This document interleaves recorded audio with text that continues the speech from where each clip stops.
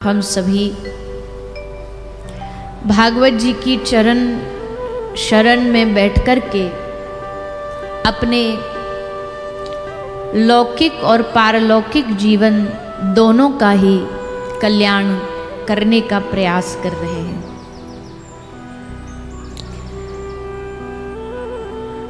हरि कृपा से ही हरि कथा प्राप्त होती है, ये बार बार बताया गया है। संसार में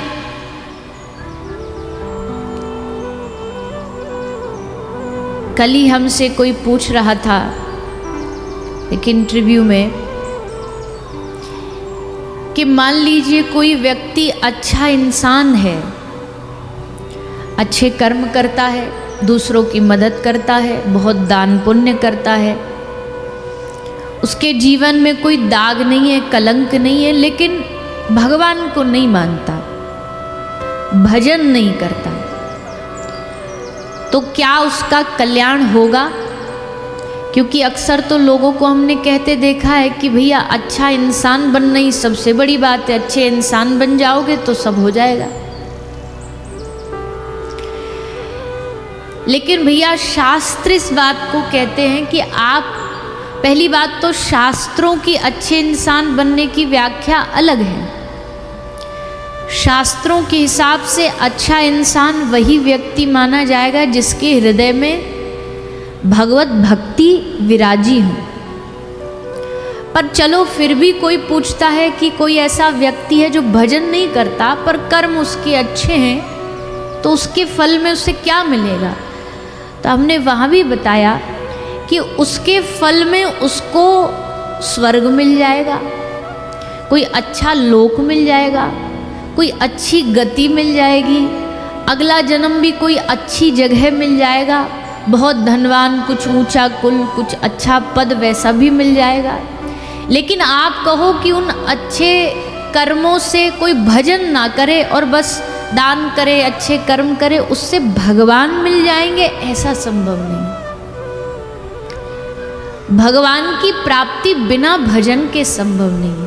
अच्छे कर्म हमें पुण्य देते हैं, लेकिन भक्ति हमारी झोली में भगवान को देती है। तो अगर किसी व्यक्ति को हो कि नहीं हमें भगवान को तो नहीं पाना, बस जीवन अच्छा चले हमारा, अगला जीवन भी अच्छा चले, तो ठीक है, मत करो आप भजन, बस अच्छा दान पुण्य करो, कुछ कर्म बढ़िया करो, तो वो तुम्हें प्राप्त हो जाएगा, स्वर्ग मिल जाएगा, कोई बड़ी बात नहीं है ये। लेकिन अगर किसी के जीवन का उद्देश्य भगवान की प्राप्ति करना है, तो उसको भजन करना अति आवश्यक है। बिना भजन के भगवत प्राप्ति संभव नहीं हो सकती, बिना भगवान की याद के भगवत प्राप्ति संभव नहीं हो सकती। एक व्यक्ति भी हमारे घर तब आता है जब हम उसे 2, 4, 5 बार हाथ जोड़ते हैं। कोई अच्छा प्रसिद्ध आदमी हो तो हम बार बार बोलते हैं, जी एक बार श्रीमान जी हमारे घर आ जाइएगा, बड़ी कृपा होगी, एक बार पधारिएगा। तो जब हम बार बार उनको प्रार्थना करते, निवेदन करते, तब वो हमारे घर आते हैं। तो स्वयं साक्षात ठाकुर जी को जब तक हम प्रार्थना न करें, निवेदन ना करें, आवाहन ना करें, तब तक भगवान भी भला हमारे जीवन में क्यों आएंगे? भगवान की प्राप्ति का एक ही साधन है, खूब उनकी प्रार्थना करो, खूब उनके चरणों में निवेदन करो, खूब उनका स्मरण करो, खूब उनकी याद करो। जितना हम भगवान के स्मरण और उनकी याद में लग जाएंगे, उतना ही भगवान की ओर से हम पर कृपा बरसना शुरू हो जाएगी। याद करना अति आवश्यक है। याद को ही आध्यात्मिक भाषा में स्मरण कह देते, चिंतन कह देते। याद ही तो है कि आदमी बैठा है, बैठे बैठे बस भगवान का चिंतन शुरू हो गया, भगवान का स्मरण शुरू हो गया, भगवान की याद शुरू हो गई। और कथा भी क्या कराती है? कथा भी यहाँ बैठ कर के हमें भगवान का स्मरण ही तो कराती है, भगवान की याद ही तो कराती है। अगर हम भगवान की रासलीला आपको सुना रहे, अगर हम भगवान की चोरी लीला सुना रहे, तो ये सब इसीलिए तो है कि आपको यहाँ बैठे बैठे भगवान की याद आए। भगवान का स्मरण आए। और जैसे जैसे हमारा हृदय भगवान का स्मरण करना शुरू कर देता है, वैसे वैसे हम भगवान के नज़दीक होते चले जाते हैं। तो भैया आज का जो दिन है ये कुछ जीवन में संकल्प लेने का दिन है। मतलब कि हमने 7 दिन तक भगवान की कथा सुनी, अब हमें संकल्प लेना है। संकल्प से डरना नहीं, मतलब ऐसा कोई संकल्प नहीं पाप पुण्य वाला संकल्प, ऐसा कि अगर हमने 7 दिन भागवत जी की शरण में बैठ करके भगवान की कृपा से इसे श्रवण किया है, तो ये यात्रा हमारे जीवन में केवल 7 दिन के लिए नहीं आई है, केवल हमें 7 दिन भगवान से जोड़ के रखने के लिए नहीं आई है, बल्कि सारा जीवन हमारा इससे जुड़ जाए, पूरा जीवन हमारा इसमें लग जाए, इसके लिए भगवान की कथा हमारे जीवन में आती है। प्रभु कृपा से। अच्छा एक चीज और सुन लो, जीवन का सबसे बड़ा मंत्र सीख करके जाओ यहां से। जीवन का सबसे बड़ा मंत्र क्या है? जीवन का सबसे बड़ा मंत्र है प्रभु इच्छा, हरि इच्छा। हरि इच्छा जीवन का सबसे बड़ा मंत्र है। कोई कहे कैसे आए? बोले हरि इच्छा से आ गए। कब जा रहे हो? बोले जब हरि की इच्छा हो जाएगी चले जाएंगे। कहाँ जाओगे? बोले जहां हरि ले जाएंगे वहां चले जाएंगे। कब तक रहेंगे? बोले प्रभु इच्छा तक रहेंगे। तो ये जो हरि इच्छा है, ये प्रभु इच्छा जो शब्द है, जो मंत्र है, जो बात है, इस बात को हृदय में बसाने से हमारे जीवन की बहुत सारी परेशानियां अपने आप खत्म हो जाती हैं। क्योंकि फिर जीवन में ये अनुभव होता है कि क्या हो रहा है, जो भी हो रहा है प्रभु इच्छा से हो रहा है। और प्रभु इच्छा बलवान है, प्रभु इच्छा सबसे श्रेष्ठ है। भगवान हमारे लिए कुछ भी कर सकते, पर भगवान कभी भी हमारा अहित नहीं कर सकते। ठाकुर जी हमारे हितकारी हैं, ठाकुर जी हमारे हितकारी हैं, वो हमारा कभी अहित नहीं कर सकते। संसार में आपको बहुत लोग मिल जाएंगे जो आपके अहित की कामना करते हैं। कई लोग तो अनुष्ठान कराते हैं दूसरे का अहित कराने के लिए, दूसरे का अहित हो जाए भगवान, ऐसा कोई अनुष्ठान हो जाए। परिवार वाले, रिश्तेदार, बाहर वाले, संसार वाले अहित के लिए। पर इस दुनिया में एकमात्र ठाकुर जी ऐसे हैं जो आपका जीवन में कभी अहित नहीं कर सकते। अहित करना तो छोड़ो, भगवान अहित सोच भी नहीं सकते। आप कहोगे कि भगवान अहित नहीं, हमारे जीवन में तो इतनी तकलीफें, क्या भगवान को नहीं दिखाई दे रहा? क्या भगवान अहित नहीं कर रहे हमारा? ले भैया, अभी हमारी बुद्धि बड़ी छोटी है, अभी हम भगवान के अहित में भी छुपे हुए हित को समझ नहीं पा रहे हैं। अभी हमें पता नहीं लग रहा है कि ठाकुर जी ने इसमें भी हमारे लिए कितनी बड़ी कृपा छुपाई हुई है। ठाकुर जी से बड़ा कोई हितकारी नहीं है, ठाकुर जी से बड़ा हमारा कोई हितैषी नहीं है। गोस्वामी तुलसीदास जी कहते हैं कि ठाकुर जी हमारे इतने बड़े हितकारी हैं, इतने बड़े हितैषी हैं कि हमारी जन्म से पूर्व से ही उन्होंने हमारा ध्यान रखना चालू कर दिया। जन्म हुआ नहीं, उससे पहले ही उन्होंने हमारा ध्यान रखना शुरू कर दिया। जन्म से पहले कैसे भगवान ध्यान रखते हैं? जब हम गर्भ में रहते हैं, तब उस गर्भ में जब दांत नहीं तो दूध दिया, और जब दांत दिए तो कुछ और भी देगा, तब फिर और व्यवस्था बना देता है, फिर और तरीके बना देता है।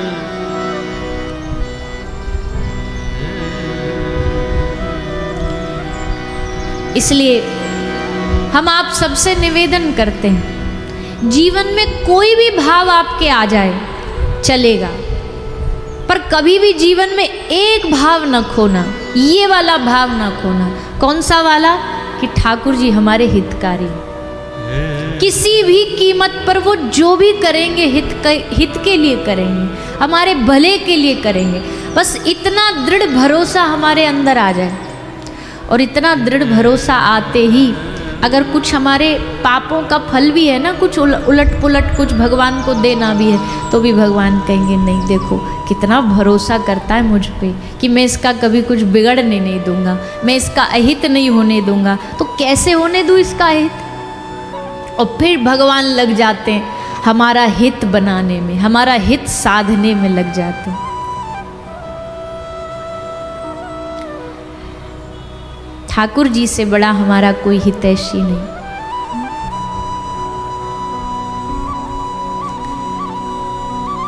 श्री विनय पत्रिका में गोस्वामी जी ने कहा, हरि तुम बहुत अनुग्रह कीन्हो।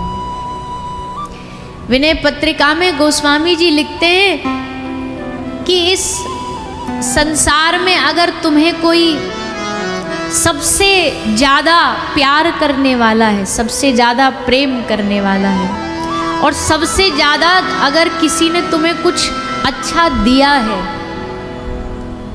तो वो तुम्हारा आराध्य है, वो तुम्हारा भगवान है।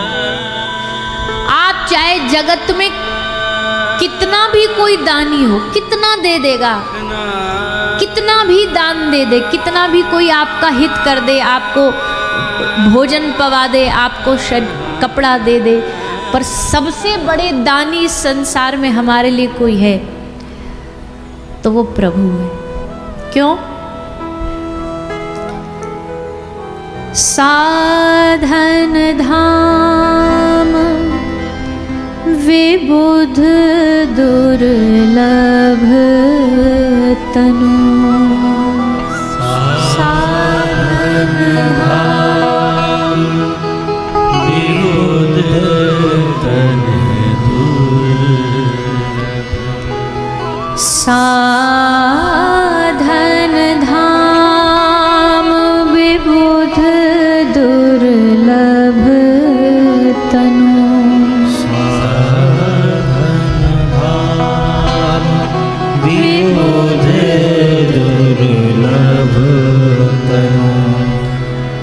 मोहे कृपा कर दीनो रे हरि, मोहे कृपा कर दीनो रे हरि, मोहे कृपा कर दीनो रे हरि, कृपा कर दीनो रे हरि, हरि तुम बहुत अनुग्रह कीनो, हरि तुम बहुत अनुग्रह कीनो, प्रभु तुम बहुत अनुग्रह कीनो, प्रभु तुम बहुत अनुग्रह कीनो, कोटिक मुख कही जात न प्रभु के, कोटिक मुख कहे जात न प्रभु के, कोटिक मुख कही जात न प्रभु के, कोटिक मुख कही जात न प्रभु के, एक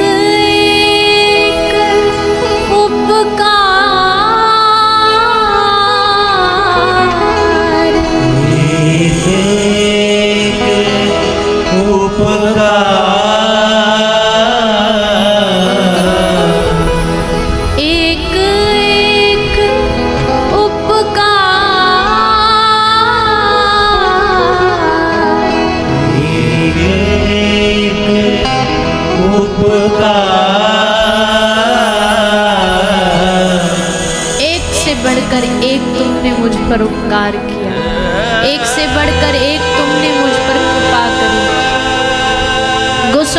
कहते हैं प्रभु मेरी एक जुबान आपके उपकारों का गुणगान गाने में मुझे कम लगती है। कोटिक मुख, अगर कोटि कोटि मुख मंडल जिव्या भी हमको प्राप्त हो जाए तो हे नाथ हम आपकी कृपा का वर्णन नहीं कर सकते, हम आपकी दया का वर्णन नहीं कर सकते। इतनी कृपा इतनी दया तुमने हम जैसे अधमों पर करी। इतनी कृपा होने के बाद भी फिर भी गोस्वामी जी कहते हैं मेरी कुछ और मांगने की इच्छा हो रही है। तदपि नाथ कछु और मांगी हो,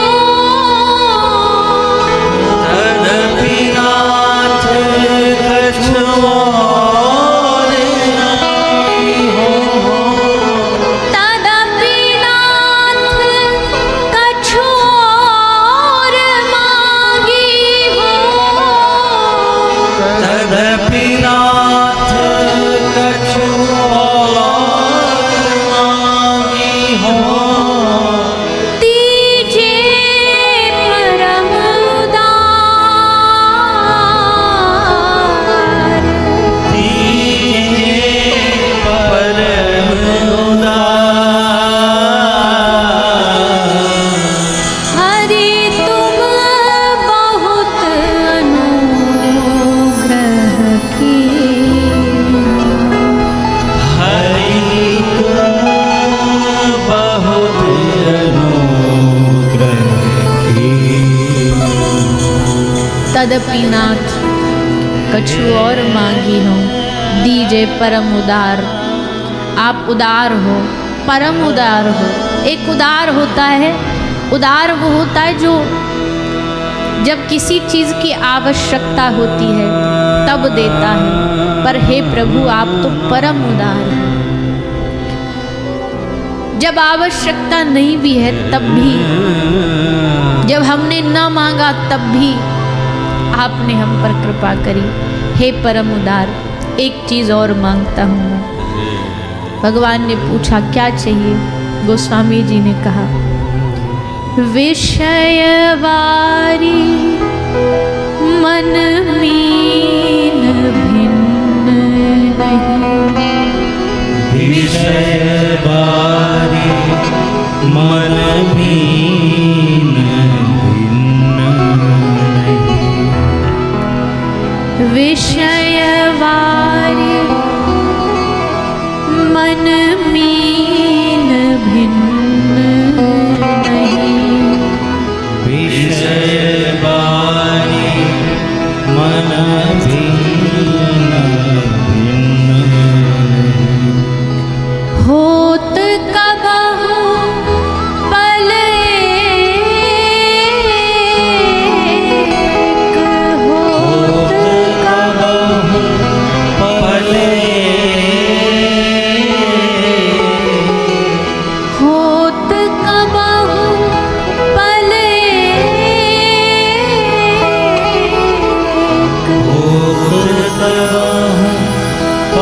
एक, विषयवारी। ये संसार रूपी जो विषय है, ये जो संसार है, ये वारी है, ये जल है, ये पानी है और मन मीन है, मन मछली है। जैसे पानी के बगैर मछली नहीं जी पाती, वैसे ही है नाथ मेरा मन विषयों के बगैर नहीं जी पाता, विषयों में लिप्त रहता है, विषयों में खोया रहता है। और ताते सहो विषय, ताते सहो विपत्ति अति दारुण। ये मन इस विषय में ही लगा रहता है, उसका परिणाम क्या है?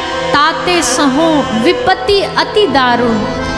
हमेशा ये मन विपत्तियों में ही घिरा रहता है, क्योंकि विषयों में लगा है, दुख सहता रहता है, संसार के धोखे, संसार की ठोकरें खाता रहता है। ताते सहो विपत्ति अति दारुण, जन्मत जोनी अनेक। इस जन्म की बात नहीं कर रहा हूँ प्रभु मैं, हर जन्म में यही होता है जीव के साथ, बार बार, चाहे वो जीव बने चाहे पशु बने, हर जन्म में भटकता है, हर जन्म में ठोकर खाता है। तो भगवान पूछते हैं तुझे चाहिए क्या?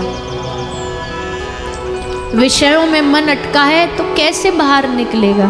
तो गोसाई जी कहते हैं कृपा डोरी वंशी पद अंकुश, कृपा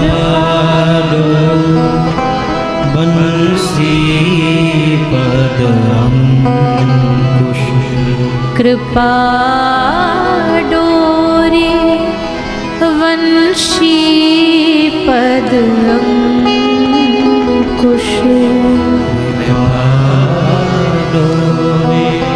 बंसी पद अंकुश, परम प्रेम मृदु चारो, परम प्रेम मृदु चारो रे हरि, परम प्रेम मृदु चारो, परम प्रेम मृदु चारो, एहि विधि नाथ हरहु मेरो दुख, एहि विधि नाथ हरहु मेरो दुख, एहि विधि नाथ हरहु मेरो दुख, एहि विधि नाथ हरहु मेरो दुख, कौतुक राम तिहारो, कौतुक राम तिहारो,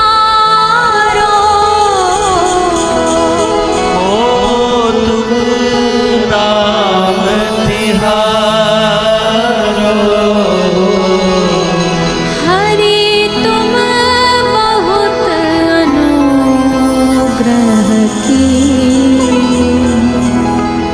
हरि तुम बहुत अनुग्रह किए, प्रभु तुम बहुत अनुग्रह की, प्रभु तुम बहुत अनुग्रह किए, कृपा डोरी वंशी पद अंकुश, परम प्रेम मृदु चारो, एहि विधिनाथ हरऊ मेरो दुख, कौतुक राम तिहारो। जब भगवान ने पूछा कि गोस्वामी जी से तदपि नाथ कछु और, इतनी कृपा फिर भी मांग रहा हूँ, क्या मांग रहा हूँ? कृपा डोरी वंशी पद अंकुश, अपनी कृपा की डोरी बना करके। मन तो वैसे भी मछली है, मछली को अगर जल से निकालना है तो शिकारी क्या करता है? कांटा फेंकता है, और कांटा फेंक करके उस मछली को उलझा करके उसको पानी से बाहर निकाल लेता है, और उस कांटे में आगे एक खाने का कुछ खाद्य वस्तु रख देता है, जिसके लालच में वो मछली उसके नज़दीक आती है। गोस्वामी जी कितनी समझदारी से ये भाव भगवान से कहते हैं कि प्रभु आप कृपा रूपी डोरी बना लो, अपने चरणों के, जो आपके चरण में अंकुश का चिन्ह है उसका कांटा बना लो, और उस पर परम प्रेम मृदु चारो, प्रेम का उस पर चारा लगा दो, ताकि उसको देख करके ये मन रूपी मछली उस ओर खिंची चली आए, उस ओर भागी चली आए। क्योंकि प्रभु अगर आप हमसे ये आशा करते हो कि इस कलिकाल में विषयों से भरे इस युग में हम अपने भजन से, अपने नाम से, अपने साधन से आप तक पहुंच पाएंगे, तो ये असंभव है प्रभु। क्योंकि संसार की हमारी अपनी अपनी रुचि हमें आप तक पहुंचने नहीं देती, हमें आपके नज़दीक आने नहीं देती। लेकिन जब कोई विकलांग हो, वो ना चल पा रहा हो, तो जिसके पास पाँव हैं वो चल कर के उसके पास आ सकता है। वैसे ही हम विषयों में अंधे हैं, लंगड़े हैं, चल नहीं सकते, लेकिन आपके चरण हमारी ओर बढ़ेंगे, आपकी कृपा हमारी ओर बढ़ेगी, तब हम आपके बन पाएंगे, तब हम आपके हो पाएंगे। भगवान का बनने में, भगवान का होने में हमसे ज़्यादा उनकी कृपा की आवश्यकता होती है, उनके अनुग्रह की आवश्यकता होती है। तो हे प्रभु, एक अनुग्रह तो आपने कर ही दिया सबसे बड़ा, साधन धाम विबुध दुर्लभ तनु, मोहे कृपा कर दीनो। गोस्वामी जी जानते हैं कि ये दुर्लभ तनु है, ये दुर्लभ जीवन है, और ये हमारे किसी कर्मों से नहीं मिलता है, ये हमारे पुण्यों से नहीं मिलता है। ये कभी कभी जब बैठे बैठे अचानक श्री राधा माधव, श्री राधे गोविंद जब हम पर रीझ जाते हैं, तब हम पर कृपा करके मानव तन देते हैं। वो तो मिल ही गया, वो तो दे ही दिया, पर इससे आगे की जो यात्रा है वो भी प्रभु आपकी कृपा से ही पूरी हो सकती है, आपके अनुग्रह से ही पूरी हो सकती है।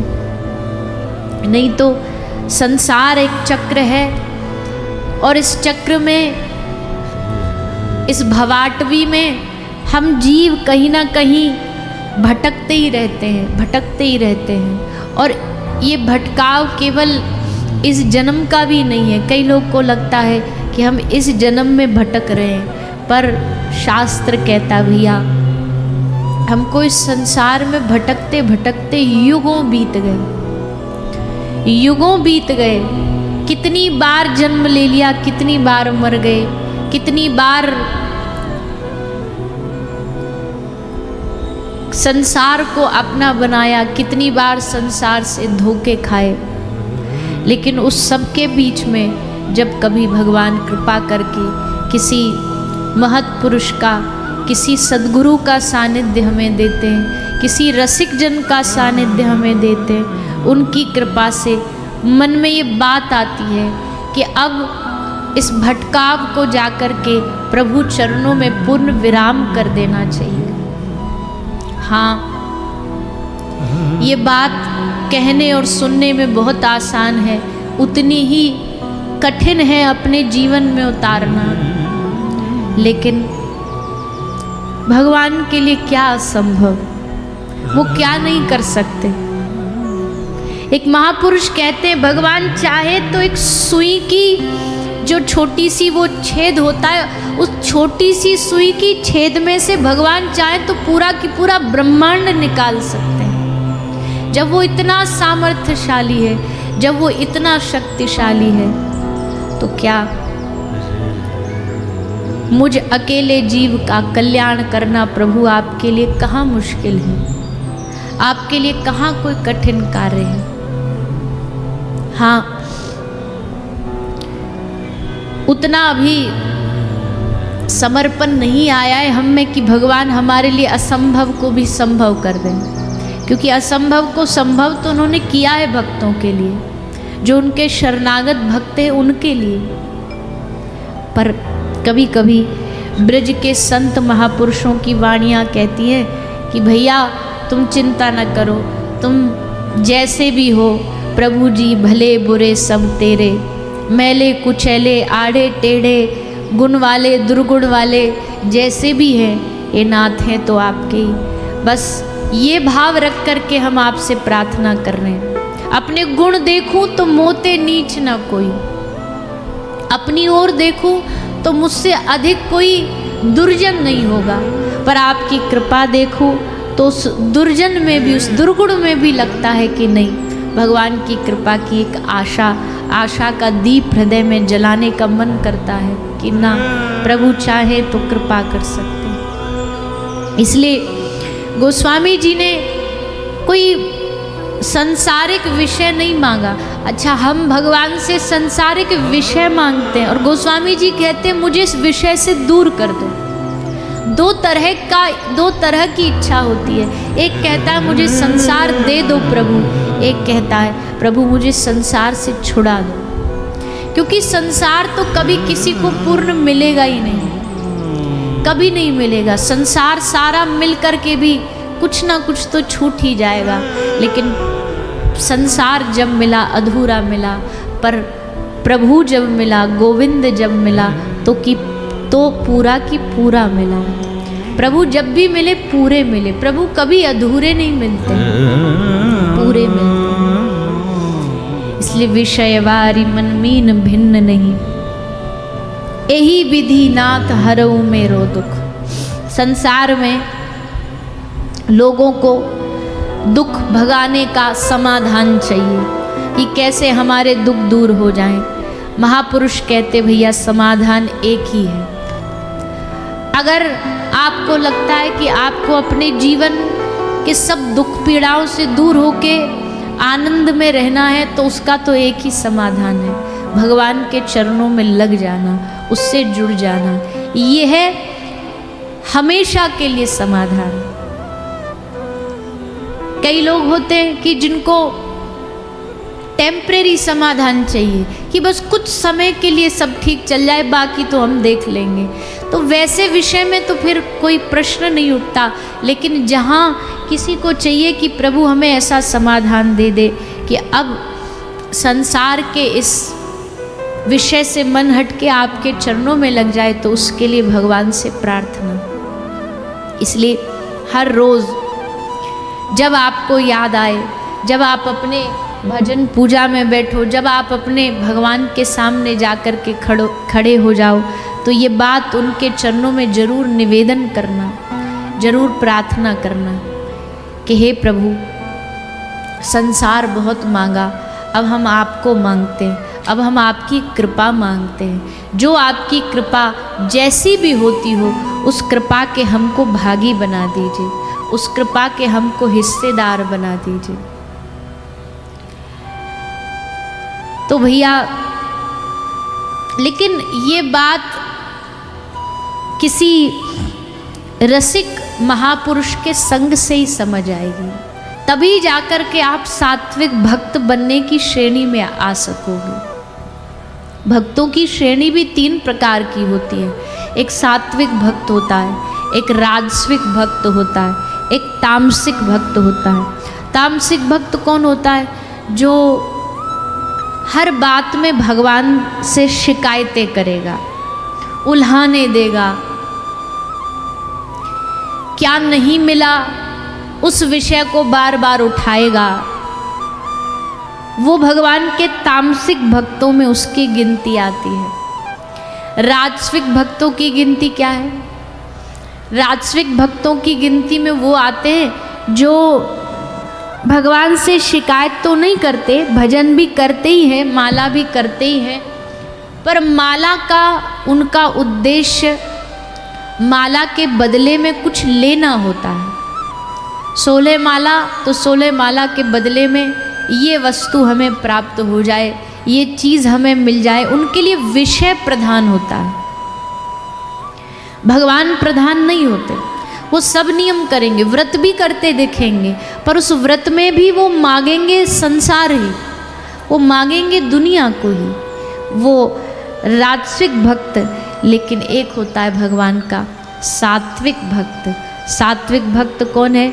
जिसकी हर मांग में भगवान ही हो, जिसकी हर मांग के मूल में भगवान की ही इच्छा प्रकट करी जाती हो, भगवान को ही मांगा जाता हो, उसकी गिनती सात्विक भक्तों में आती है। तो भैया बनना है तो सात्विक भक्त भगवान के बनो, कि हर चीज़ के मूल में, हर चीज़ की हमारी मांग में हो तो केवल भगवान हो, उनकी कृपा हो, उनकी भक्ति हो। हम कई बार कथाओं के विश्राम दिन में कहते हैं, आपसे भी कहते हैं कि आज भागवत जी विश्राम दिन में दिल खोल करके, अपनी पिटारा, अपना खजाना खोल के आप सबसे बोलती हैं, कहती हैं कि भैया तुम सबने 7 दिन निकाल करके अपने जीवन में कथा को श्रवण पान किया, तुम हमारी शरण में आए, बताओ तुम्हें इसके बदले में क्या चाहिए? तुम्हें इसके बदले में क्या वस्तु चाहिए? तो समझदार वही है जो इस समय में भी केवल हाथ जोड़ करके कहे, हे श्रीमद् भागवत महापुराण, हे प्रभु का ही साक्षात जो स्वरूप है, अगर सचमुच इसके फल में हमें कुछ देना है, कृपा करनी है, तो बस इतनी कृपा करो। जो भागवत जी के शब्दों में ठाकुर जी विराजमान है, वो इन शब्दों के माध्यम से हमारे हृदय में आकर के विराज जाए, बस जाए। हरिश्चित्तम समाश्रयेत, हमारे चित्त में आकर के भगवान अपना घर बना ले, अपना आलय बना ले, अपना निवास बना ले। हृदय ठाकुर जी का निवास बन जाए तो सोचो कितना आनंद हो जाए। हृदय में अगर भगवान बस जाए तो ये हृदय कितना कीमती हो जाएगा, ये मन कितना कीमती हो जाएगा। पर इस मन में भगवान बसेंगे तब इस मन की कीमत है, नहीं तो अभी तो इस मन में बहुत सारी दुनिया का कचरा बसा हुआ है, बहुत सारी दुनिया के चिंताएं बसी हुई हैं, लोग बसे हुए हैं। जिस दिन इस मन में, इस चित्त में, इस हृदय में ठाकुर जी बस जाएंगे, ये हृदय लाखों करोड़ों से बेहतर हो जाएगा। और भगवान के लिए भी हम वही हृदय ठाकुर जी को प्रिय है, वही हृदय ठाकुर जी को पसंद है, जिस हृदय में श्यामा श्याम बसे रहते हैं।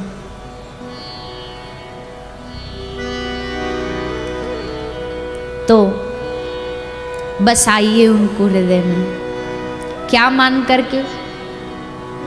श्यामा श्याम है अपने। क्या मान करके बसाओगे? बी,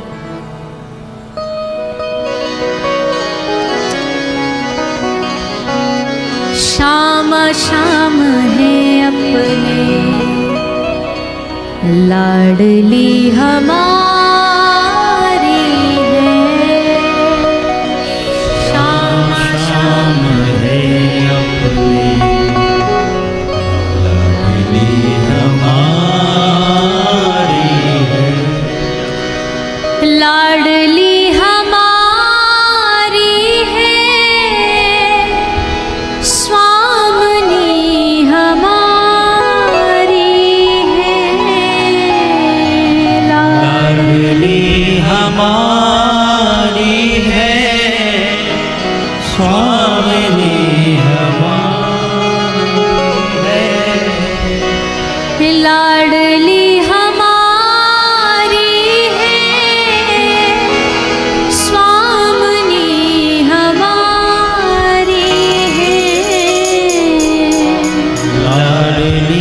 हमारी है, स्वामिनी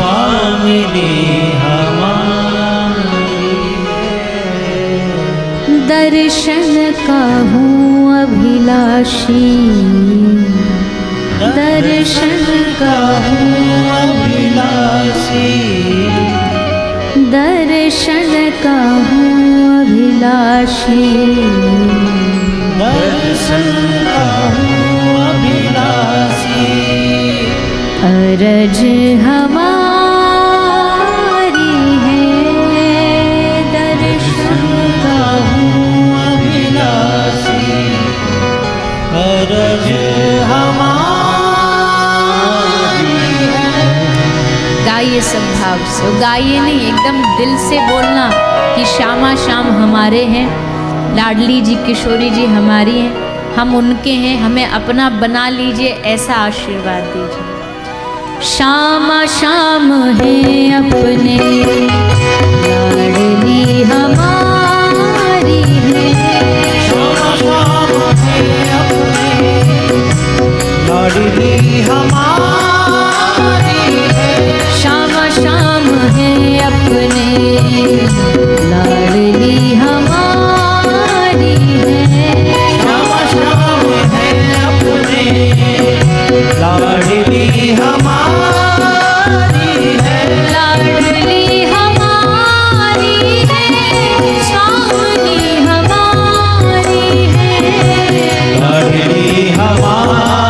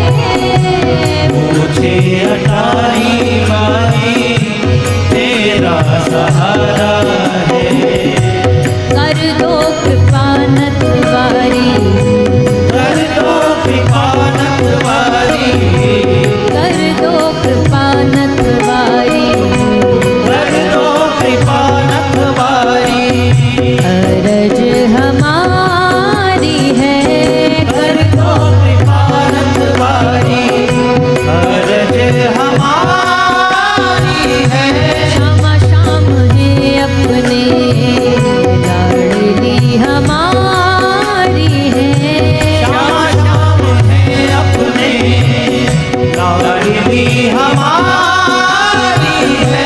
श्यामा श्याम है अपने।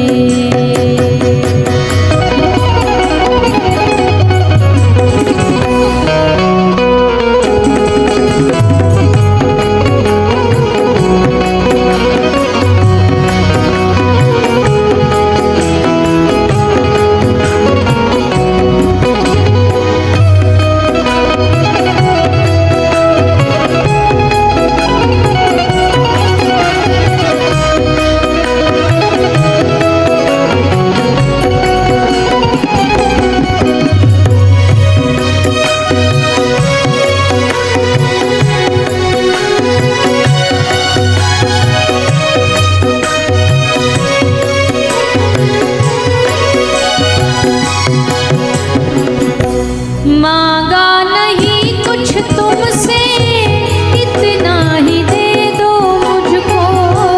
मांगा नहीं कुछ तुमसे, इतना ही दे दो मुझको। मांगा नहीं कुछ तुमसे, इतना ही दे दो मुझको। मांगा नहीं कुछ तुमसे, इतना ही क्या लेना है? मुझको। सदा वास देना ब्रज में, सदा वास देना ब्रज में। सदा वास देना ब्रज में। सदा वास देना ब्रज में। अरज हमारी है, सदा वास देना ब्रज में अरज हमारी है। श्यामा श्याम है अपने, लाडली हमारी है। श्यामा श्याम है अपने, लाडली हमारी है। लाडली हमारी है, स्वामी हमारी है। लाडली हमारी है, स्वामी हमारी है। लाडली हमारी है, स्वामी हमारी है। लाडली हमारी है, स्वामी हमारी है। दर्शन कहूँ अभिलाषी, दर्शन कहूँ अभिलाषी। दर्शन कहूँ अभिलाषी। दर्शन कहूँ अभिलाषी। अरज हमारी है, दर्शन कहूँ अभिलाषी। अरज हमारी है। श्यामा श्याम है अपने, लाडली हमारी है। श्यामा श्याम है अपने, लाडली हमारी है। श्यामा श्याम है अपने, लाडली हमारी है। श्यामा श्याम है अपने, लाडली हमारी है। लाडली हमारी है। लाडली हमारी है। स्वामी हमारी है। लाडली हमारी है। लाडली हमारी है। लाडली हमारी है। बोलिए ऊंचे अटारी वारी की। तो भैया मांगा नहीं कुछ तुमसे, इतना ही दे दो मुझको। सदा वास देना ब्रज में, अरज हमारी है। श्यामा श्याम है अपने भैया, बाकी तो सब स्वार्थ के हैं। बाकी श्यामा श्याम जो है वो हमारे सबसे अपने हैं, सबसे हितैषी है, सबसे प्रिय है। तो आज कथा का सार है, तो ये सूत्र हम आपको देख के जा रहे हैं 2-4। पहला तो जो भी हो रहा है किसकी इच्छा से? अरे निक जोर से बोलो ना। हरि इच्छा, प्रभु इच्छा। जो भी हो रहा है ये जीवन का मंत्र याद रखो, प्रभु इच्छा से। दूसरा मंत्र क्या है? भगवान से बड़ा हमारा कोई हितैषी नहीं है। भगवान से बड़ा हमारा कोई हितकारी नहीं है, उपकारी नहीं है। जो करेंगे हमारे हित के लिए करेंगे, जो करेंगे हमारे शुभ के लिए करेंगे। भैया हर लाभ, ध्यान से सुनना, हर लाभ हमारा शुभ ही हो ये ज़रूरी नहीं है, पर हर शुभ हमारा लाभ ही होगा ये पक्की बात है। हर लाभ शुभ नहीं होता। कई बार हम जीवन में कई ऐसा काम करते जिससे लाभ तो हो जाता पर उससे शुभ नहीं होता। उस लाभ से आप पैसा भी कमा लो, धन भी कमा लो, लेकिन वो फिर कहीं गलती जगह उपयोग होगा हमारे जीवन में। कहीं बीमारी हो गई, कोई ये हो गया, वो हो गया। तो हर लाभ शुभ हो ये जरूरी नहीं है, ये आवश्यक नहीं है, पर हर शुभ तत्व हमारा लाभकारी होता, ये पक्का। तो भगवान ने अगर कोई हानि दी है तो हो सकता है वो भी लाभकारी हो, उसमें भी भगवान ने कुछ हित छुपाया हो। ऐसा मन में भाव रखो तो भगवान भी देख लेंगे, भैया ये तो पक्की मिट्टी का बना है, इसको हम कितना भी डगमगवा दें, कितना भी इसे डुला दें, ये नहीं हटेगा। कभी कभी तो भगवान जानबूझ करके ये गुगलियां फेंकते हैं, जानबूझ करके ये बॉल फेंकते हैं कि देखो बिखरेगा कि नहीं, टूटेगा कि नहीं, हमारे रास्ते से हटेगा कि नहीं। और कमज़ोर लोग बीच रास्ता में ही हाथ छुड़ा के, बाँह छुड़ा के लौट जाते हैं ठाकुर जी की, क्योंकि भरोसा नहीं है, पूरा विश्वास नहीं। और भगवान ने दिया ही इसलिए था, ये जीवन में ये परेशानी दी इसलिए थी कि देखूँ तो सही, डटा रहता कि भाग जाता दुम दबा के। पर भैया डटे रहना, भागना नहीं। और ठाकुर जी से भाग के जाओगे कहाँ? उनसे भाग करके जीवन में पाओगे क्या?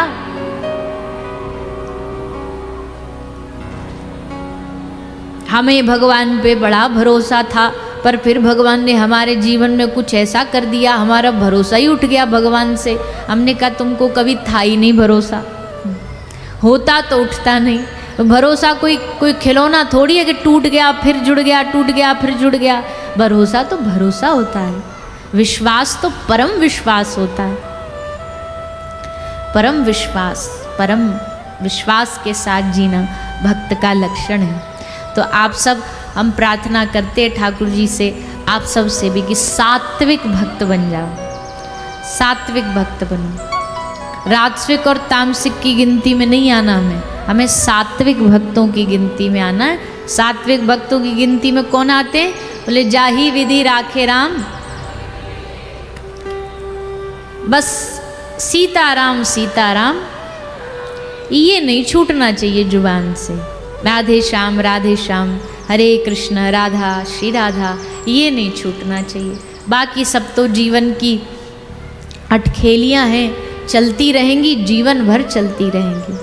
तो भागवत ये सब शिक्षा हमें देती है, और भागवत निष्कामता का ग्रंथ है।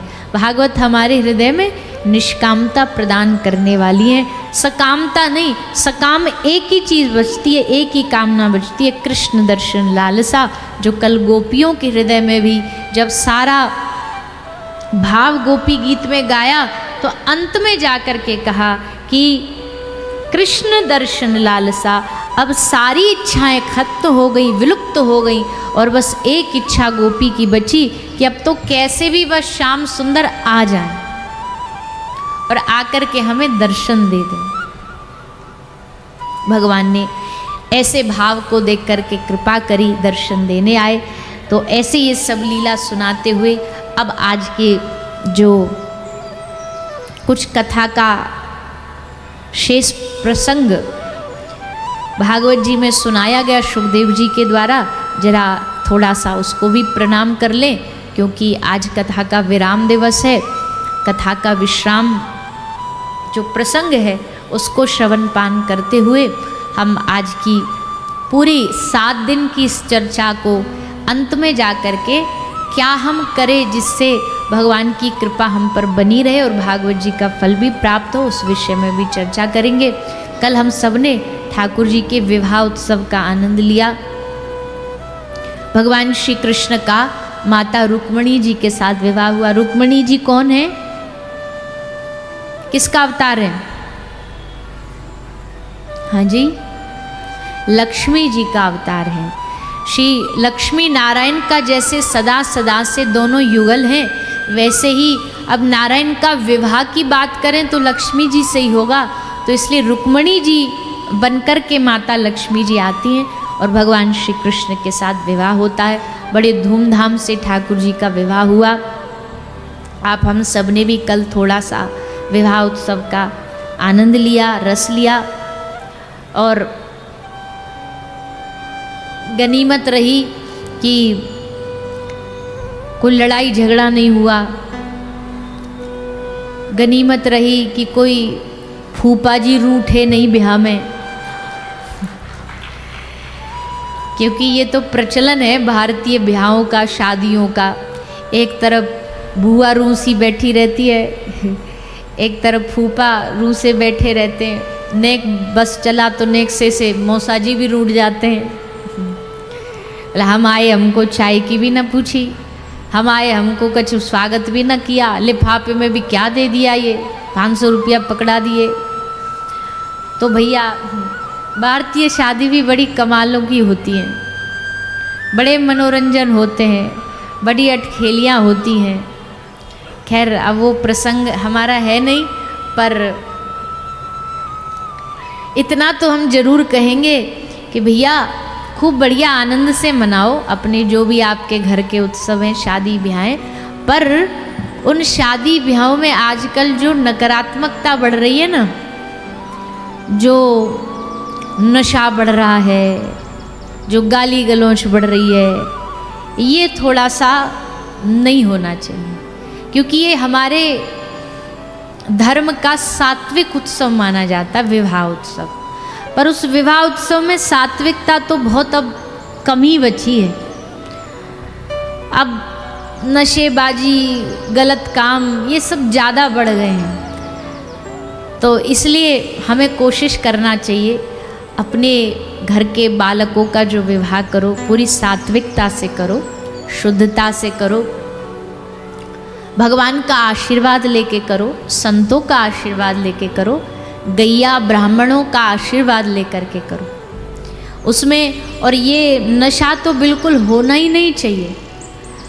अब विवाह में एक तरफ मंत्रोच्चारण फेरे चल रहे हैं, अग्नि भगवान को आहुति दी जा रही है, और दूसरी तरफ अब बार लगा हुआ है और सबरे वहाँ बैठ करके बोतलों में। अब बताओ कैसी ये सात्विकता है, कैसा ये विवाह प्रसंग है। सदाचार ही नष्ट कर दिया। कई बार तो लड़का के पिताजी खुद ही भूल जाते हैं, शराब पी करके मदमस्त होके अपने छोरा के ब्याह में डीजे पे नाचते हैं। आज मेरी यार की शादी है, याद ही नहीं रहता कि ब्याह है किसका, उसी पे मटकते रहते, नाचते रहते। तो भैया सात्विक प्रसंगों को सात्विक रहें और कोशिश करो, जैसे हमने एक दिन पहले भी कहा था कि आप जो अपना व्यय करते हो शादी ब्याहों में, और बुरा नहीं मानिएगा आप सब लोग नोएडा वालों, पर मान जाओ तो मान जाओ, आज हमारा लास्ट दिन है। पहले दिनों में फिर भी न थोड़ा सा समझदारी से बोलना पड़ता है, अब लास्ट वाले दिन तुम मान भी जाओगे, तुम अपने घर हम अपने घर। खैर नहीं, कोई हमारा आपका अंतिम ये नाता नहीं है, तो ठाकुर जी की कृपा से बार बार मिलना जुलना चलता रहेगा। पर क्या बोले, हाँ नोएडा, तो नोएडा वाले बुरा नहीं मानिएगा, पर अब क्या करें, जमीन बिक गई है। अब आ गया भगवान की कृपा से, खूब कृपा हुई कि बढ़िया अच्छा खासा पैसा आ गया, पर अब भैया उसका उपयोग ढंग से करिए, उसका उपयोग बढ़िया तरीके से करिए। कहीं आपकी आगे आने वाली पीढ़ी सिर्फ गलत कामों में, नशों में ना बन करके रह जाए। थोड़ा सा समझदारी होना बहुत आवश्यक है। उस धन का उपयोग, अब आप आजकल के ब्याह देखो कैसे ग्रैंड लेवल पर किए जाते हैं, कितना धन धान्य व्यय किया जाता है। तो वो सब अपनी अपनी सबकी रुचि है, उसमें किसी का कोई ज्ञान भी काम नहीं आता। भले ही तुम कितना भी ज्ञान देते रहो, करेंगे तो हम अपनी मन की। पर इतना तो हम निवेदन कर सकते कि जो भी आप अपने विवाह में, अपने पर्सनल फेस्टिवल्स में, फंक्शंस में जो खर्चा करते हो, उसका अगर 5% भी, 5%, 10% भी थोड़ा सा उसमें से बचा करके आप किसी आवश्यक व्यक्ति की मदद कर दोगे, किसी ज़रूरतमंद की मदद कर दोगे, तो उससे बेहतर हमारे लिए कोई उत्सव हो नहीं सकता। ऐसा हमारा मानना है, बाकी तो सबकी अपनी अपनी रुचि, अपना अपना मन। तो विवाह प्रसंग भी बड़ा उत्तम श्रेष्ठ प्रसंग माना जाता है, उसको बड़ी समझदारी से सबको करना चाहिए। ठाकुर जी का ब्याह हुआ रुक्मिणी मैया के साथ, खूब हर्षोल्लास के साथ विवाह मनाया गया। देवलोक से देवता बराती बन करके आए, सब बड़े से बड़े ब्राह्मणों को बुलाया गया, रिद्धि चारण स्तुति करने आए, अप्सराएं नृत्य करने आई। सबने भगवान के प्रथम विवाह का धूमधाम से आनंद लिया। अब पहला था तो भैया खूब धूमधाम से मनाया गया। अब आगे वाले तो ठाकुर जी के ब्याह बड़े जल्दी जल्दी शॉर्टकट में हो जाते हैं। क्योंकि इसलिए भी हो जाते हैं क्योंकि ब्याह पहले प्लान तो कुछ होता नहीं है, अचानक से इंद्रप्रस्थ आए, दिल्ली आए आपके ठाकुर जी अर्जुन के साथ यमुना जी के तट पे विहार कर रहे थे। कालिंदी मैया यमुना महारानी यहीं पे तपस्या कर रही थी। अर्जुन ने पूछा, देवी कौन हो, क्यों बैठी हो? बोले तप कर रही हूँ भगवान द्वारिकाधीश को पति रूप में प्राप्त करने के लिए। अर्जुन बोले कब तक तपस्या करोगी? ये यहीं बैठे साइड में, जाओ जाके वरमाला डाल दो। तो आए थे वॉक करने और वहाँ आकर के कालिंदी मैया ने वरमाला डाल दी, हो गया ब्याह। गए थे मणि लेने के लिए श्री जामवंत जी से, वहाँ मिल गई जामवती जी। जामवंत जी बोले प्रभु हमारी कन्या, अब ब्याह तो आपको करना पड़ेगा। ठाकुर जी बोले प्रभु हम ब्याह अभी अभी करके आए रुक्मिणी जी के साथ, हमारा ब्याह ऑलरेडी हो चुका है। जामवंत जी ने कहा प्रभु ये राम अवतार थोड़ी है कि एक पत्नी व्रत धारण करोगे, ये तो लीला पुरुषोत्तम है, सबरी दुनिया के पति आप ही हो। ठाकुर जी को और ने थोड़ी सी हवा भर दी। ठाकुर जी बोला अच्छा ठीक है, लाओ माला लाओ, हम करते हैं तुम्हारी पुत्री से ब्याह। तो जामवती जी से विवाह कर लिया, सत्यभामा जी से विवाह, कालिंदी जी से विवाह। ठाकुर जी एक एक करके इन सब अष्ट राजकुमारियों से विवाह करते हैं, सबको अपना बनाते हैं, सब पर कृपा करते हैं। और उसके उपरांत ठाकुर जी कृपा करते 16,000 कन्याओं के ऊपर, सबको बंदी गृह से एक राक्षस दैत्य के कारागार से मुक्त करा के इन सब के साथ भी भगवान ने विवाह किया। तो 16,108 विवाह भगवान के। अच्छा एक बात और बताएं, 16,108 ये तो ऑफिशियली है, ये तो ठाकुर जी के ऑफिशियली विवाह हैं। क्यों? क्योंकि शास्त्र कहता है इस संसार के जगतपति स्वयं श्री भगवान है। कोई पुरुष भी है ना भैया, तो पुरुषों के भी पति भगवान ही है, क्योंकि वो जगतपति कहे जाते हैं। और एक बात तो ये भी है कि संसार में एकमात्र पुरुषो वही सह, एकमात्र परम पुरुष भगवान ही है, सब उनके आश्रित हैं, सब उनके जन हैं। तो इसलिए भगवान की इस लीला पर टिप्पणी किसी को भी करने का अधिकार नहीं है। पहले जानो, पहले भगवान की लीला के तत्व को जानो, क्यों भगवान ने विवाह किए। और भगवान का सारा जगत जो है अपना ही है, तो इसमें 16,000 क्या 16 करोड़ भी हो सकती है। भगवान ने सबके साथ विवाह करके इन पर कृपा करके इनको अपनाया, अपना बनाया। एक जरासंध नाम का राजा था। इस राजा ने बहुत सारे राज्यों में जा जा के उनके राजाओं का राज्य हड़पा और उनके राज्य को हड़प के उनको बंदी बना के ले आता, कारागार में डाल दिया। इस दुनिया में सबसे बड़ा दरिद्र कौन? एक बार एक महाराज जी कहीं से जा रहे थे, एकदम फकीर महात्मा था। किसी व्यक्ति ने उनको एक सोने का सिक्का दे दिया हाथ में।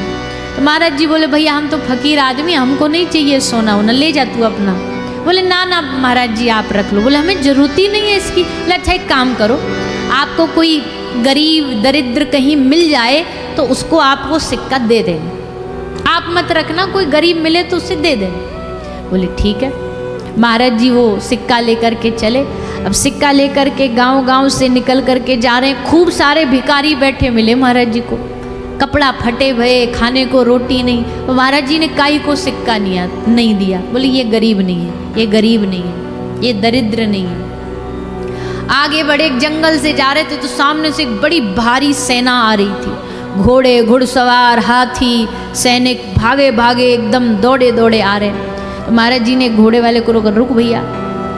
बोले जी प्रभु कहिए। बोले ये सब क्या है, कहाँ ये सेना जा रही है? बोले दक्षिण के राजा ने उत्तर के राजा पर चढ़ाई कर दी है, उत्तर के राजा को लूटने जा रहे हैं, उसके राज्य को लूटने जा रहे हैं। महाराज जी बोले क्यों, इसके पास कोई अपने राज्य की कमी है क्या? बोले नहीं, बहुत है, पर जितने जितने राजाओं को लूटता जाता है उतनों को अपने राज्य में मिलाता जाता है। महाराज जी बोले बस मिल गया। जैसे ही राजा का रथ पास आया, महाराज जी बोले रुको। तो रुका, राजा को बोले नीचे उतर। राजा ने संत का वेश देखा तो नीचे उतरा। बोले हाथ आगे कर।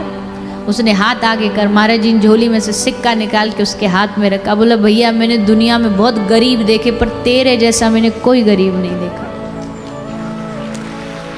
तेरे जैसा गरीब क्यों देखा? दूसरों का धन हड़पता है, संतुष्टि है नहीं, उनका ले ले करके अपनी तिजोरियां भरता है, अपना राज्य भरता है, और तुझे अपने राज्य में संतुष्टि है नहीं, इसलिए तुझ जैसा सबसे बड़ा गरीब है, तू इस सिक्के को ले जा।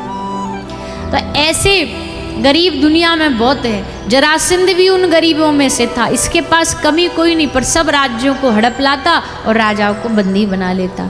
राजाओं ने भगवान से प्रार्थना करी, आवाहन किया। भगवान ने आकर के इस राज्य में जरासंध का उद्धार करवाया भीमदादा से, और सब राजाओं को वहाँ से मुक्त कराया। कथाएं तो बहुत सारी हैं। आगे श्री ठाकुर जी ने, श्री द्वारिकाधीश भगवान ने पौंड्रक का उद्धार किया, नृग राजा का उद्धार किया।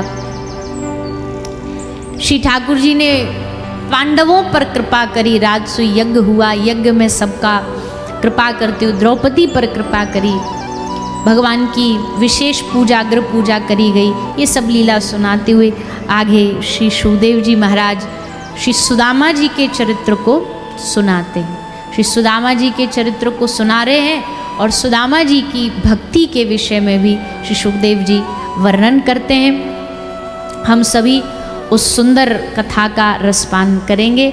उससे पूर्व आइए सभी 2 मिनट के लिए एक भाव गाते हुए फिर आगे के कथा प्रसंग का सभी लोग हम श्रवण पान करेंगे। आज विश्राम दिन है। मोहे ब्रज की धूल बनी। हम सब श्री किशोरी जी से प्रार्थना करें, ब्रज दूर नहीं, वृंदावन दूर नहीं है, और आप सब वृंदावन आते जाते रहो, ब्रज आते जाते रहो, ऐसी प्रार्थना। और उनसे निवेदन कि सदा सदा के लिए हमें ब्रज का कोई अंशी बना दे, ऐसी प्रार्थना करते हुए सभी भाव से गाइए। ओ मोहे ब्रज की धूल बना दे, लाडली श्री राधे। मोहे ब्रज की धूल बना दे, लाडली श्री राधे। लाडली श्री राधे, लाडली श्री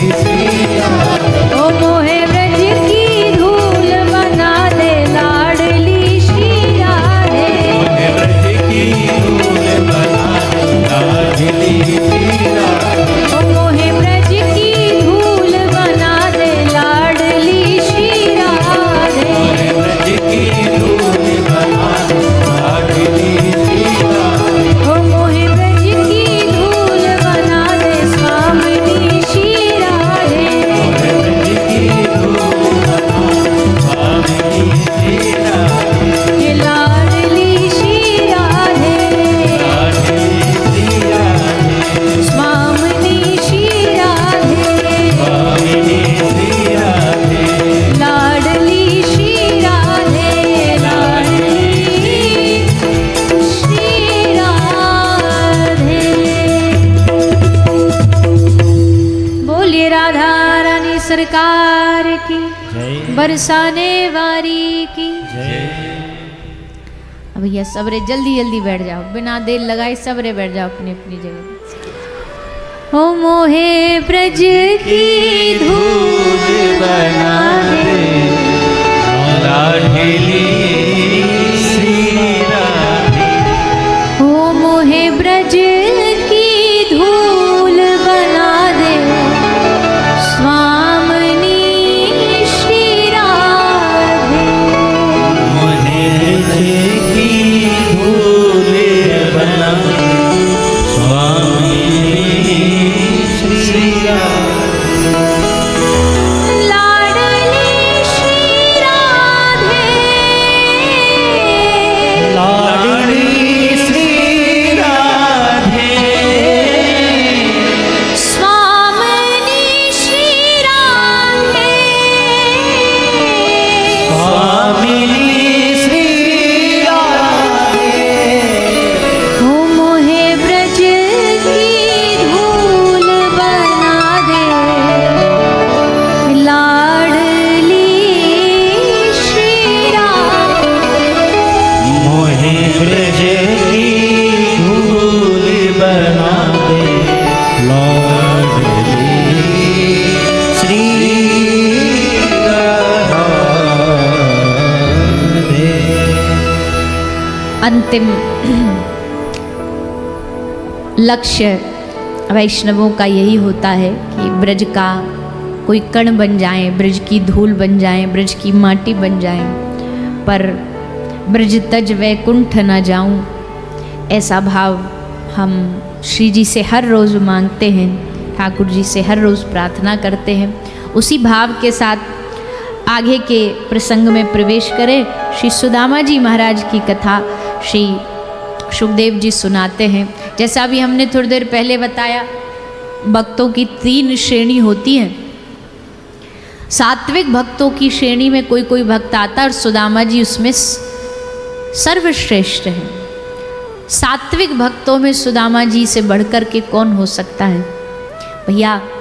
जब हमारी भगवान से ने थोड़ी बहुत भी जान पहचान होती है, मतलब हम थोड़ा बहुत भी भगवान का नाम ले लेते हैं, तो हमें लगता हमारा अब अधिकार हो गया भगवान को कहने का। बोले प्रभु आप जानते नहीं हम आपको कितना भजते हैं, हम आपकी कितनी माला करते, फिर भी आप हमारे साथ ऐसा कर रहे हो। पर सुदामा जी महाराज जानते हैं कि वो अगर चाहते तो भगवान उनके लिए कुछ भी कर सकते थे, भगवान उनके लिए पूरा साम्राज्य दे सकते थे।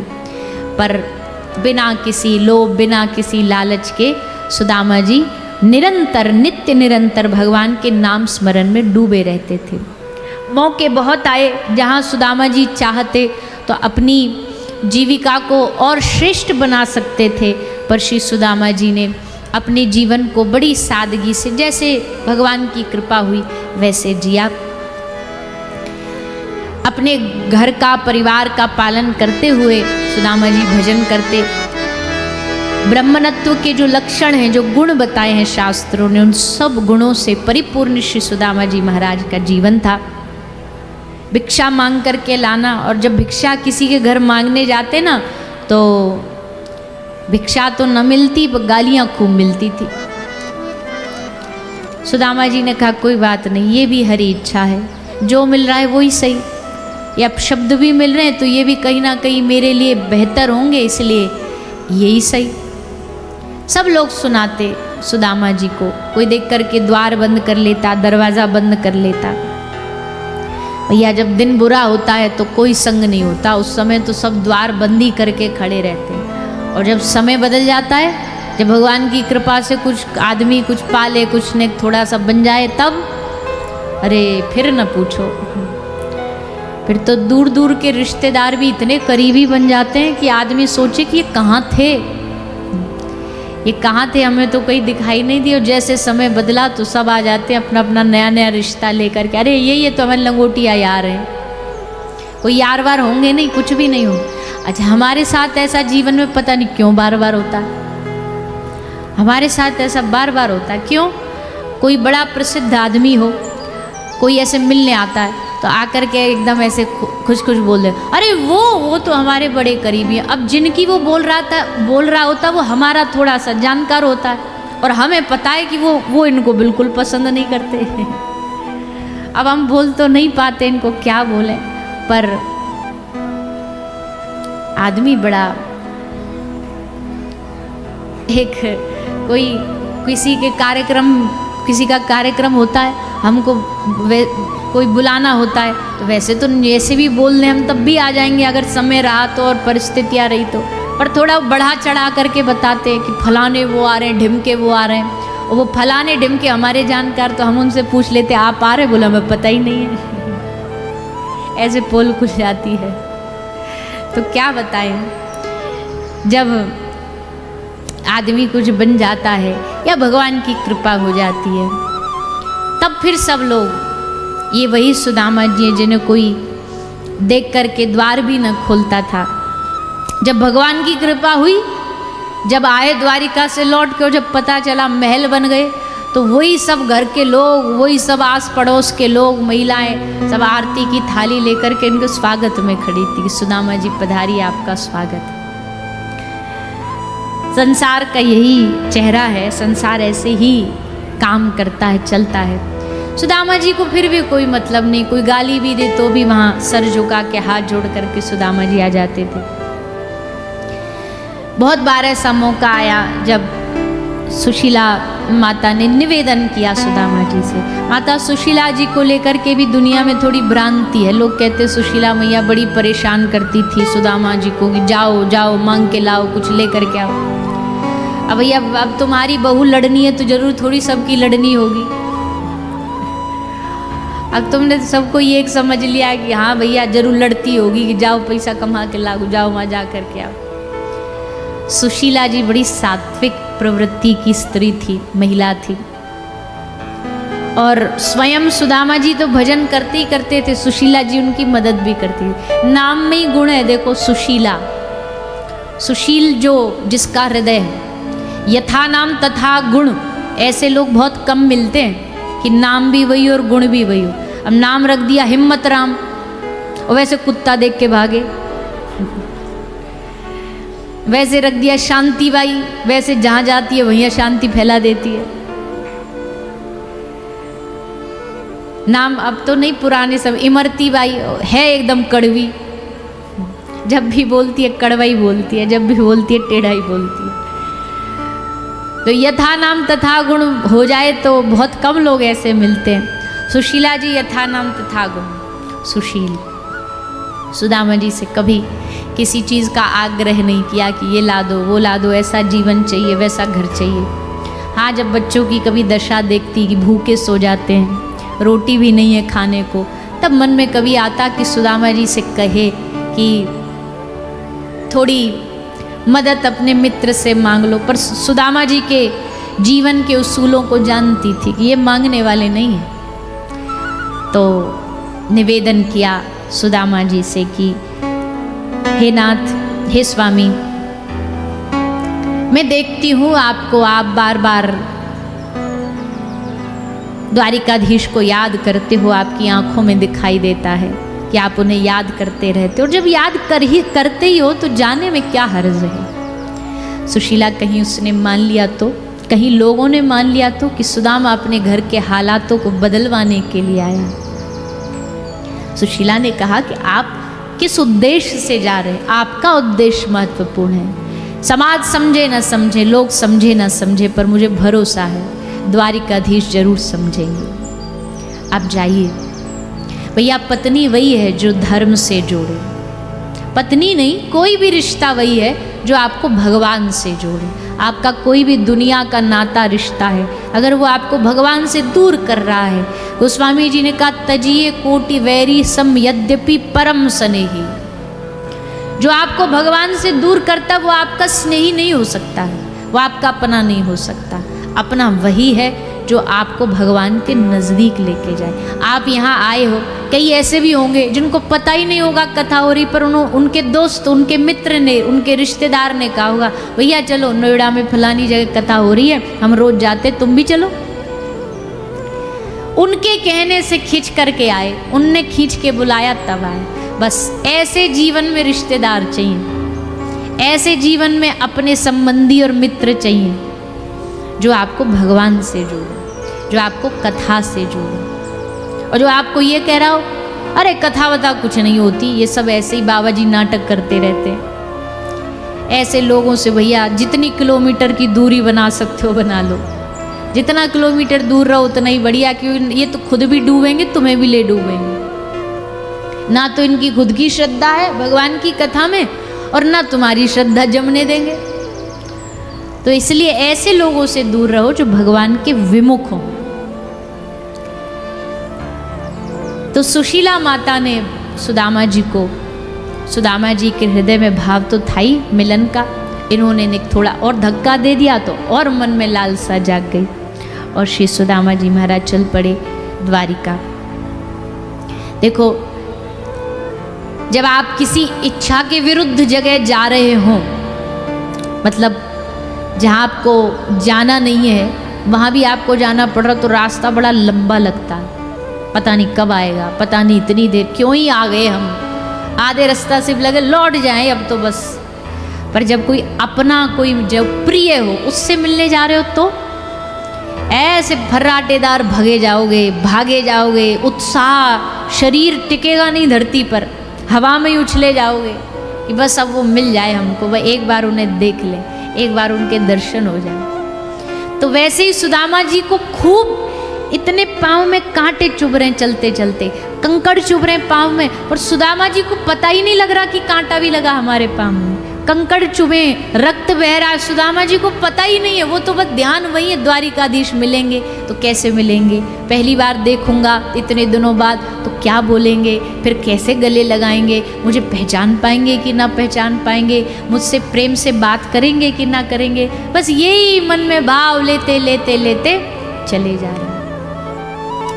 और भैया देखो, दर्शन एक तो होता है वृंदावन में जाके दर्शन कर रहे हो, वो तो है ही अमान।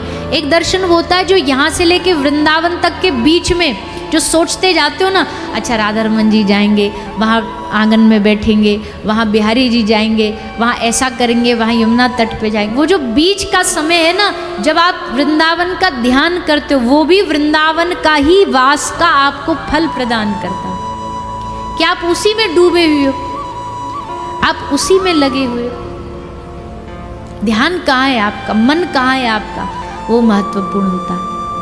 जैसे हम कहते हैं कि कथाओं के लिए बोलते कि लोगों के लिए कथा 7 दिन की होती है, पर जो कथा कराने वाले हैं उनके लिए कथा 7 दिन की नहीं होती, उनके लिए कथा 7 महीना की होती है। हम जिस दिन पहले दिन ही आए, पूरा हमारा ये जो यजमान परिवार बाबूजी इतने उत्साहित, इतने उमंग में, कभी कभी इनको देखते तो हमको ऐसे लगता है ठाकुर जी ने इनके पाँव में कोई स्प्रिंग लगा दिए, ऐसे ही उत्साह में उछलते डोलते रहते हैं। तो जैसा हमने कहा, कई बार इस कथा की तारीखें बदली, कई बार हाँ हुआ ना हुआ, होगी ना होगी, फिर निश्चित भी कई महीनों पहले हो गई। तो बाबूजी बोल रहे थे कि जब से कथा निश्चित हुई है, हमारे तो पूरी रात ही नींद नहीं आती थी, रोज ही प्लान बनता रहता था, ये करेंगे वो करेंगे, ऐसे व्यवस्था करेंगे वो व्यवस्था होगी। और असल बात यही है भैया कि जब आप कथा के विषय में चिंतन भी करते रहते हो ना, कि कथा में ये व्यवस्था करेंगे, ऐसे व्यास जी आएंगे, ऐसे श्रोता आएंगे, ऐसा टेंट लगाएंगे, ऐसा व्यासपीठ लगाएंगे, वो भी कथा ही है। वो समय भी आपके यजमान परिवार के लिए कथा ही होता है, क्योंकि वो उस समय कथा से जुड़े, ध्यान कथा में ही है, मन उनका वहीं लगा हुआ।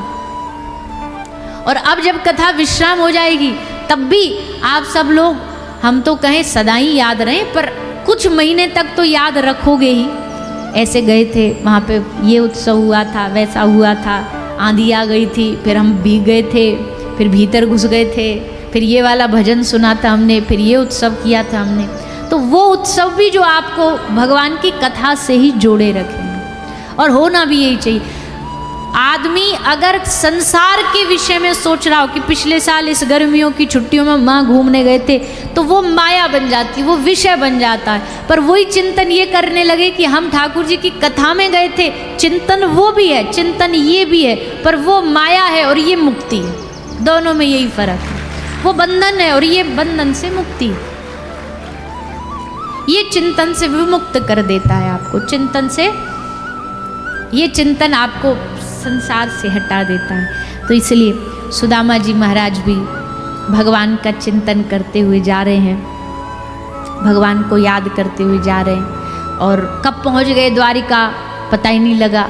और जैसे द्वारिकाधीश के पास प्रार्थना करी, निवेदन किया, हे प्रभु हम पर कृपा करो, आपका एक मित्र आपका द्वार पर आया है सखा, उससे मिलने की आशा लेकर के। और बस भगवान दौड़ते भये आकर के सुदामा जी को अपने अंक में भर लेते हैं, अपने गले से लगा लेते हैं, अपने हृदय से लगा लेते हैं। आज कहते हैं सुदामा जी प्रतीक्षा कर रहे थे कि कब द्वारिकाधीश से मिलने जाऊं, पर असल में तो भगवान भी प्रतीक्षा में रहते कि कब हमारा सुदामा हमसे मिलने के लिए आए और हम उसका स्वागत करें। भगवान ने भी उस प्रतीक्षा की आज पूर्णता हुई, भगवान की इंतज़ार की, सुदामा को खूब स्वागत सत्कार किया प्रभु ने। मिलन हुआ, भेंट में चावल दिए, और चावल केवल खाद्य वस्तु नहीं थी, सुदामा का सर्वस्व था, सुदामा का जीवन था। भगवान ने उनको पा करके सुदामा जी महाराज पर खूब कृपा करी। पर कृपा ये नहीं है कि महल बना दिए, वो तो छोटी कृपा है। सुदामा जी को अपनी परम पद की प्राप्ति हुई, भगवत प्राप्ति हुई, भगवान के अनुग्रह से भक्ति प्राप्त हुई।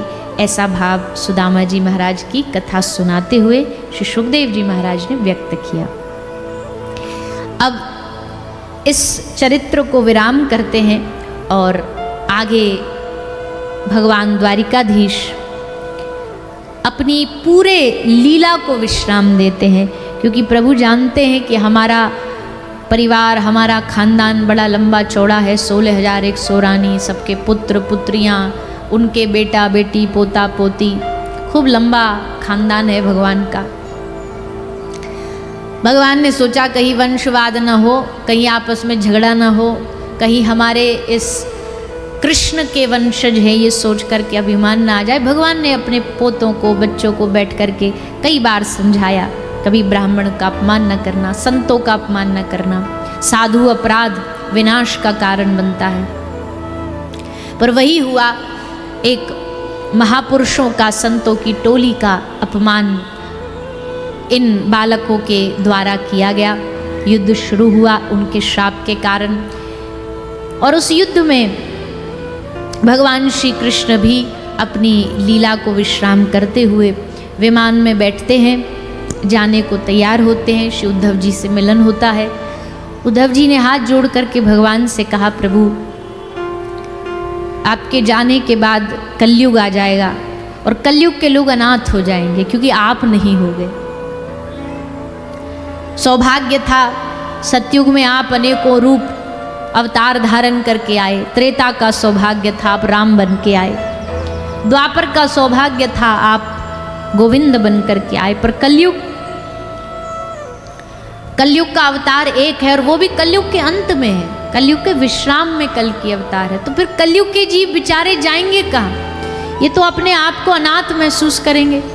भगवान ने कहा ना, अनाथ नहीं है, सशरीर नहीं, पर अपने सस्वरूप में यही कलयुग में रहूँगा। कहाँ रहूँगा? श्री ठाकुर जी ने कहा, मैं अपने स्वरूप के सहित कलयुग में श्रीमद् भागवत जी के रूप में ही विराजमान रहूँगा।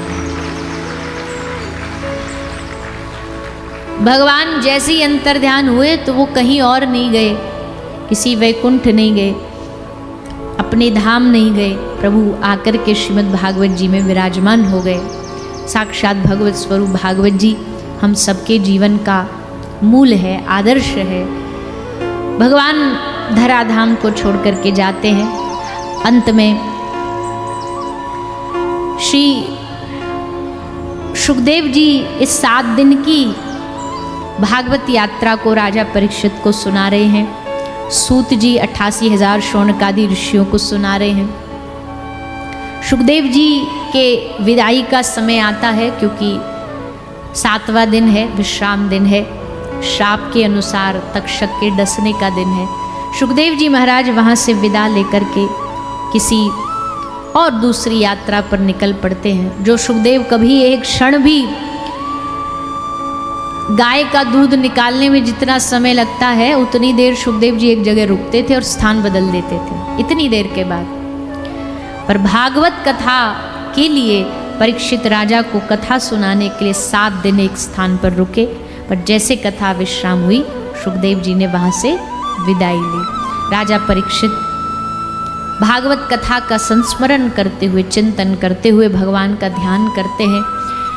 तक्षक तो आएगा, वो तो डसेगा ही, पर हे प्रभु मैं चाहता हूँ कि उससे पहले मैं आपको पा लूँ, आपको प्राप्त कर लूँ। ऐसा भाव रख के श्री परीक्षित राजा ने मृत्यु से पहले ही कल्याण कर लिया अपना। मृत्यु से पहले ही अपने स्वरूप को भागवत जी में विराजमान करते हुए भगवान के धाम चले गए। इस प्रकार श्री राजा परीक्षित का कल्याण हुआ श्रीमद् भागवत कथा को श्रवण पान करके। इसके बाद उनके पुत्र हुए श्री जन्मेजय। जन्मेजय महाराज ने सर्पेष्टि यज्ञ कराया कि हमारे पिताजी को सर्पों ने मारा, अब हम इनको नष्ट कर देंगे। दुनिया भर के सर्प आकर के यज्ञ में जल के भस्म होने लगे।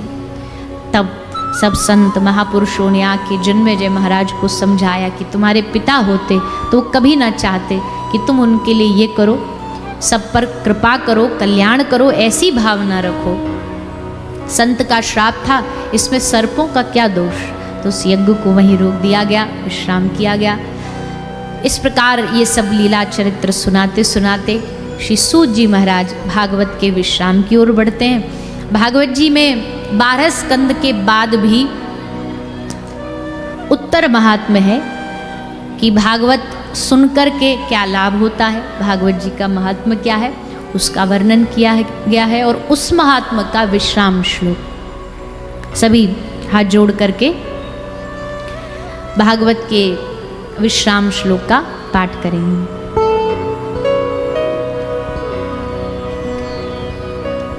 नाम संकीर्तनम यश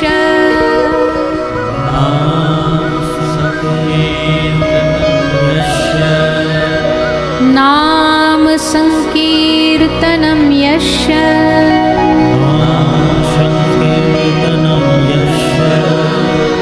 सर्वपाप प्रणाशनम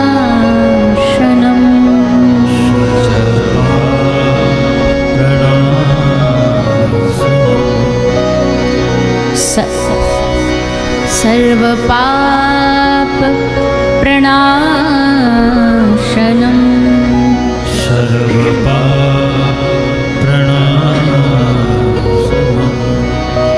प्रणामो दुःख समना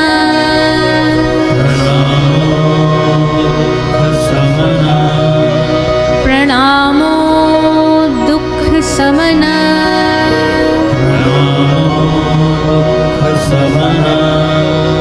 तं नमामि हरि परम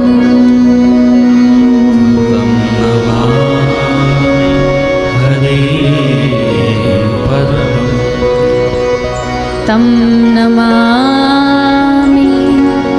हरि परम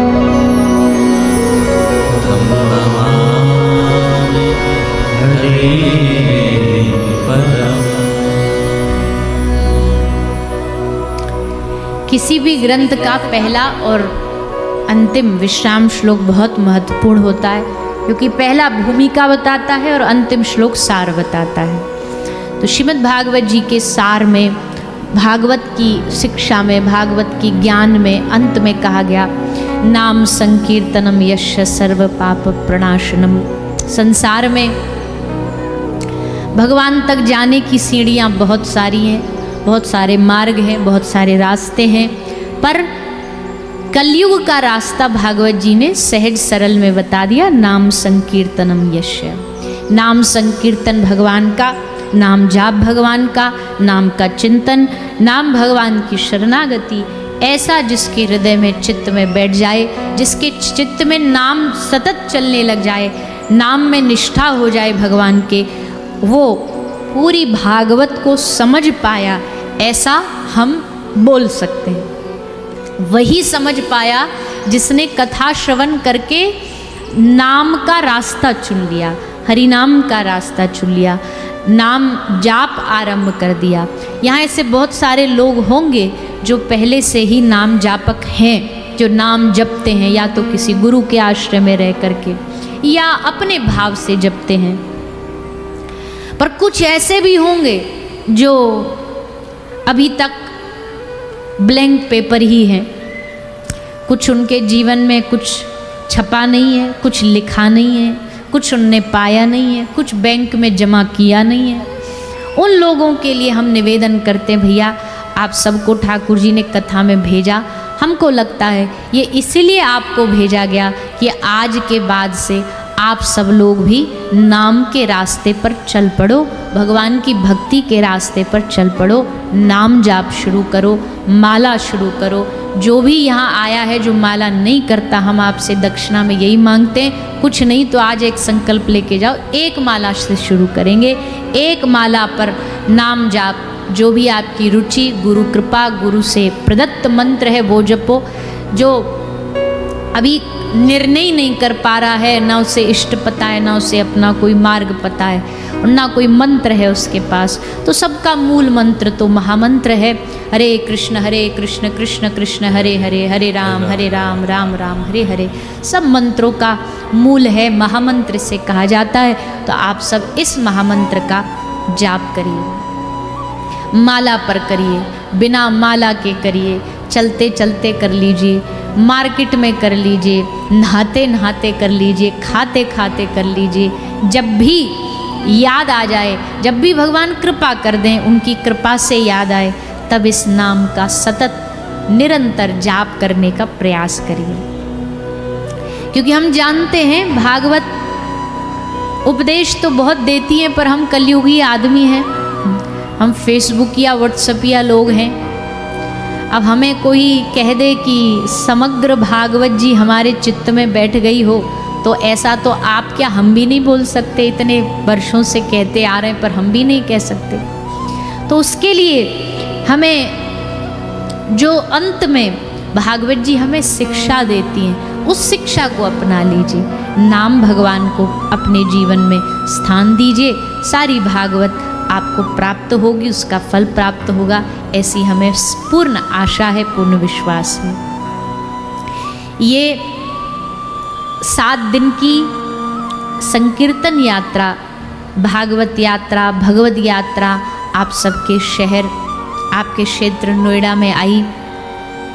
यहाँ आयोजन का जो दायित्व, जो सेवा भगवान ने सौंपी, ऐसा हमारा यजमान परिवार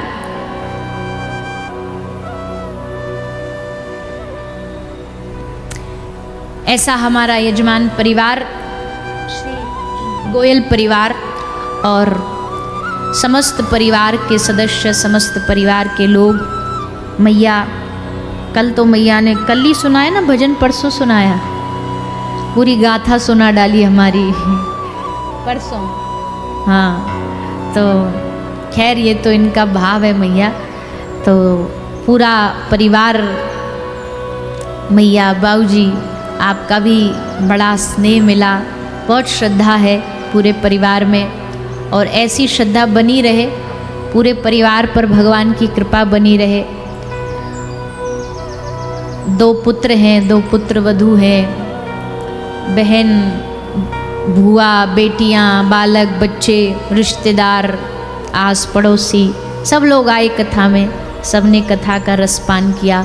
एक बार संपूर्ण गोयल परिवार के लिए जोरदार करतल ध्वनि से अभिनंदन। और आपका एक ही भाव आज भी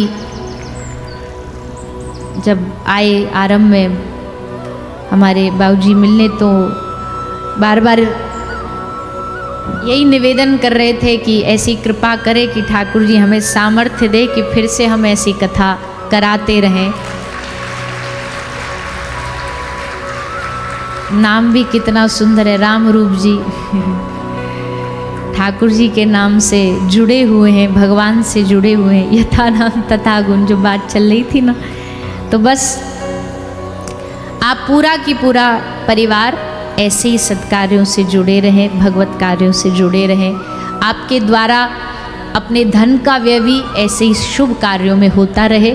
और आप सब लोग भी जो यहाँ पूरा क्षेत्र के, शहर के जो लोग यहाँ आकर के अपना समय दिया, अपना समय दे करके भागवत जी की शरण में आए, आप सब श्रोताजनों का भी व्यासपीठ से हम बहुत बहुत अभिनंदन व्यक्त करते हैं। और आशा करते हैं कि आप इस कथा को अपने हृदय में, अपने चित्त में बसा करके रखोगे सदा के लिए, और आते जाते रहोगे। वृंदावन ब्रजभूमि आते रहना। और जिस स्थान की हम बार बार बात करते रहे बीच में, गौ सेवा धाम हॉस्पिटल, ये भी वृंदावन के रास्ते ही पड़ता है। अगर आप फरीदाबाद वाला रोड लेते हो तो वहाँ से जाते हुए मार्ग में ये एक मंदिर ही है जहाँ गौ माता की सेवा होती है, ऐसा धाम है। तो बहुत सारे लोग यहाँ से जाते हैं, हमें परिचय है उन लोगों का। पर जो नहीं भी गए हैं, जो जा नहीं पाए, उन सब से भी हम निवेदन करते हैं, जब भी वृंदावन जाएं तो मार्ग में वहाँ रुकिए, थोड़ा ब्रेक लगाइए, रेस्ट करिए, थोड़ा जलपान करिए, कोई लस्सी वस्सी पिए, और वहाँ से गौ माता की सेवा करके, दर्शन करके, उनका आशीर्वाद लेके फिर वृंदावन आगे प्रस्थान करें। और आगे नवंबर माह में ब्रज 84 कोस यात्रा भी है। ठाकुर जी जिस जिस पर कृपा करें, श्री जी जिस जिस का मन बनाए, आप सब पधारिएगा और उस यात्रा का भी आनंद प्राप्त करिएगा। बीच बीच में भी कुछ ना कुछ उत्सव, कोई कार्यक्रम वहाँ चलते ही रहते हैं, तो उसमें भी आप सब सम्मिलित होते रहिए। वहाँ जो भी उत्सव हो, जो भी कार्यक्रम हो, उसकी सूचना आप तक पहुँचे। उसके लिए जो भी जुड़ना चाहता है, अपना नाम नंबर जो बाहर काउंटर लगा रहता है उस पर लिख करके दे के चले जाएं, ताकि आपको सूचना मिलती रहे आगामी जो भी उत्सव कार्यक्रम वहाँ होते रहते हैं। आइए अब हम ज़्यादा इधर उधर की बात न करते हुए अंत में कुछ धन्यवाद है। अंत में हम इस 7 दिन की कथा को, 7 दिन की इस चर्चा को, 7 दिन के इस भगवत यात्रा को भगवत चरणों में समर्पित करते हुए, भगवान की कथा के इस फल को भगवत चरणों में समर्पित करते हुए आनंद के साथ इस कथा को विश्राम करते हैं। और अंत में कुछ